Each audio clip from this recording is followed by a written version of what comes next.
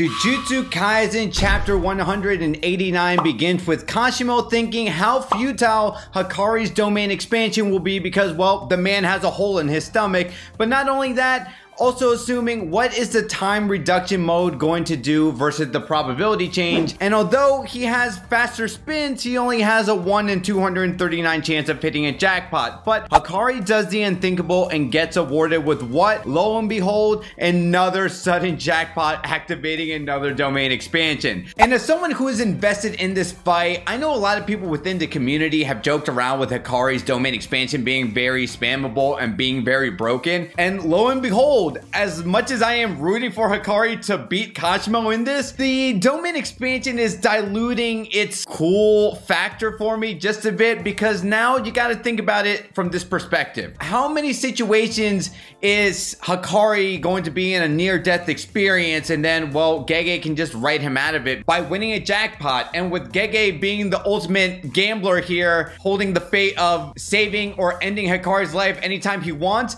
there's situational moments in this chapter where, yeah, I'm not in any real sense of like doom or like gloom of Hakari's life being put on hold. I'm curious to know what you guys think about that in the comments down below. Regardless, Hakari's head is full of manga because of the otaku foreigner, which is a safe assumption as a reference to Charles. He asks Kashimo if he likes manga, to which he responds no, and at that moment Kashimo freaks out because he's above the water due to the barrier's coordinates being moved. Now, I don't know if this was also explicitly stated before in the previous chapter or within the Jujutsu Kaisen lore. We've seen Yuta and Ryu and Sky Lady do that three-way domain expansion and how it like elevated them, but I don't think it necessarily moved them in their spot that the domain expansion was activated in. This is all to say, when has it been someone activating their domain expansion and it can actually take them from one place to another? Anyway, since Kashimo is an electric type Pokemon, if he jumps into the water, all of his cursed energy will get discharged until there is nothing left, or he has to cut it off completely until he gets back to shore. Both combatants being midair are interrupted by other cursed spirits getting in their way, and we see them battling, jumping on top of these spirits like platforms, making for some fantastic paneling from Gege Akutami. During this, Hakari whacks Kashimo with a fierce kick, landing directly onto the water as we witness Kashimo's face getting shocked with his own attack. He admits he had to use cursed energy to block Hakari's kick, but even someone as talented as Kashimo is having a difficult time suppressing his cursed energy. As Hakari is holding on to a fish cursed spirit, waiting on Kashimo to surface in the water, he loses consciousness and falls right into the water.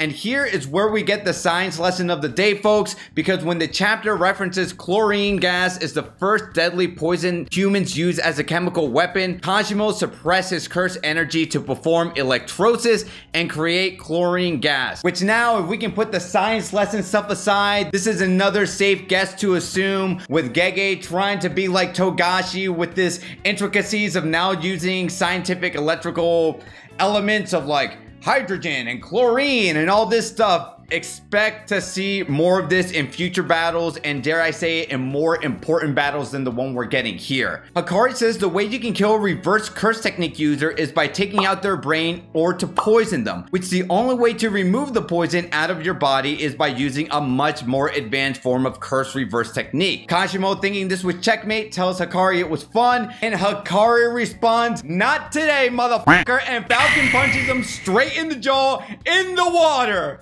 Oh my god. Hakari's reverse curse technique is automatic, so even when this man is unconscious, subconsciously, the reverse curse technique is working in his favor. Wow. Hakari, with 5 seconds left of his domain expansion, decides to go all out underwater as Kashimo expels even more electricity, unleashing his seemingly maximum technique, leaving the gambler in shock. Now, much to my surprise, we didn't see a Hakari flashback. So now, with there being a break next week, I know, it sucks. Is this the moment where the near-life experience with Kashimo's maximum technique, we're gonna now see the Hakari flashback? But I can tell you what, with Kashimo having the advantage on last week's chapter and this week's chapter, well, I don't know, it was pretty balanced. But you know, Kashimo still has a competitive advantage currently with this battle. In the same way Ryu looked like he had the upper hand against Yuta, I think this is Gege just to say like, look man, I gotta hype up Kashimo as much as I can because I still think he's going to lose. I would love for my expectation to be subverted and Kashimo comes out on top. I don't think that's going to happen. But what I think is going to happen at this point is since we already saw the cursed spirits interfering in this fight, I think no matter what happens, because now both combatants have been battling for what, close to 16 minutes or whatever, someone is probably going to interfere. Either another antagonist or someone like Maki or, I don't know, someone else helping Hakari, maybe Panda, and then the fight ends in a draw. How would you guys feel if the battle concluded in a stalemate? And to see more of my Jujutsu Kaisen content on this channel, you're going to want to click on this video right here. Take care, guys.